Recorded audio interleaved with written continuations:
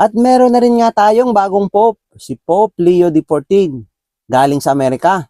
Pero bago siya napili, isa ka rin ba sa umasa at nanalangin na sana si Cardinal Antonio Tagle sana ang mapiling bagong Pope? Aminin, dahil kahit ako medyo na-excite din. Ang sabi nila, ang pagpili daw ng bagong Pope ay may gabay ng Holy Spirit. Pero ako'y nag-research pa rin. Alam nyo ba na sa 134 na cardinal na pipili ng bagong Pope, 17 dito ay Italiano? At alam din natin na yung Italiano ang number 1 na kandidato sa pagiging Pope. Kaya sabi ko, sigurado, Italiano na ang magiging bagong Pope.